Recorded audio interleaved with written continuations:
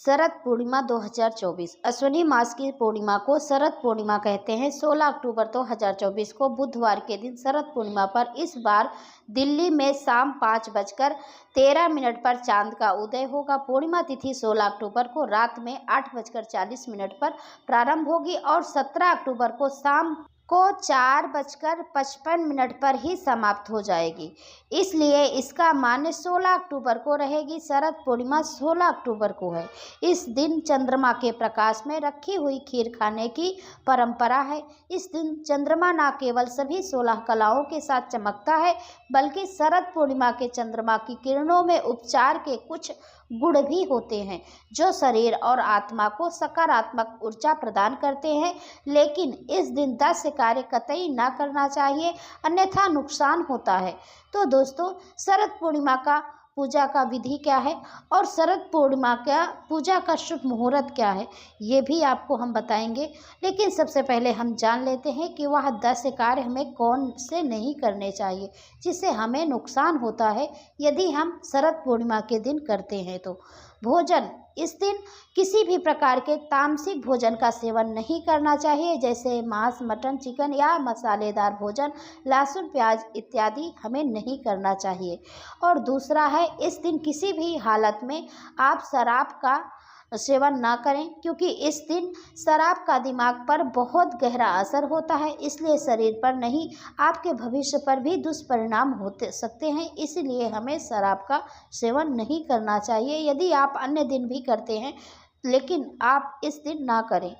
इस दिन क्रोध नहीं करना चाहिए। वैज्ञानिकों के अनुसार इस दिन चंद्रमा का प्रभाव काफ़ी तेज होता है। इन कारणों से शरीर के अंदर रक्त में न्यूरॉन सेल्स क्रियाशील हो जाते हैं और ऐसी स्थिति में इंसान ज़्यादा उत्तेजित या भावुक रहता है।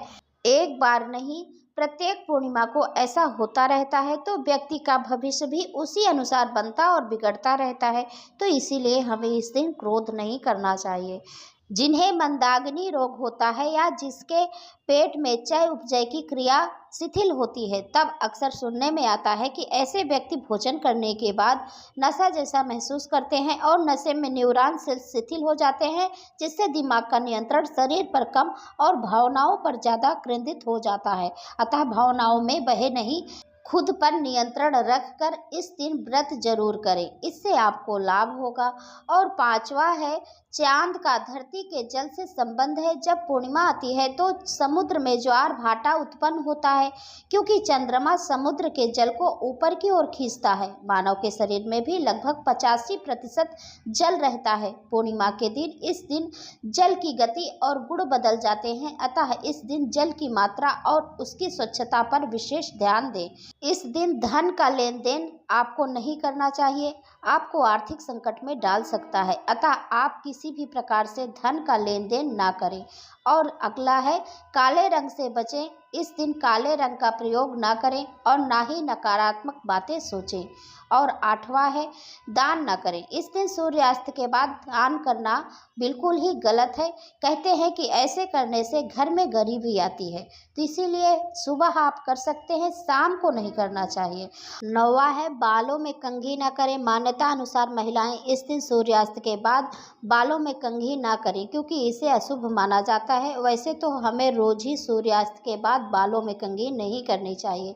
और 10वां है, महिला संग शयन न करें, यानी ब्रह्मचर्य का पूर्ण रूप से पालन करें। तो दोस्तों, अब हम जान लेते हैं पूजा विधि। देखिए, पूजा विधि, लक्ष्मी माता की पूजा होती है, विष्णु भगवान की पूजा होती है। आप जल से, गंगा जल से पूजा कर सकते हैं। पुष्प, धूप, दीप इत्यादि समर्पित कीजिए, भोग समर्पित कीजिए।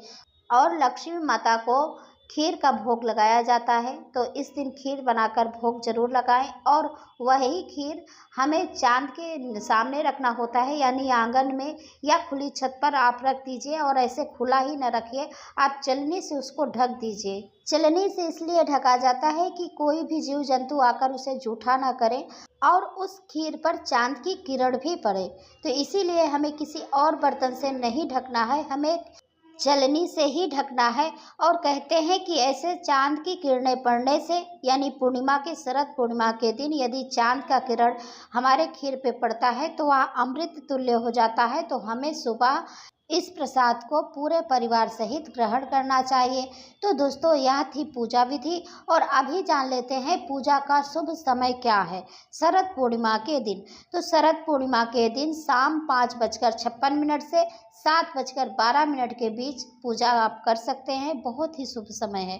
तो दोस्तों, यदि यह वीडियो आपको अच्छा लगा तो लाइक और शेयर करें और चैनल को सब्सक्राइब करें।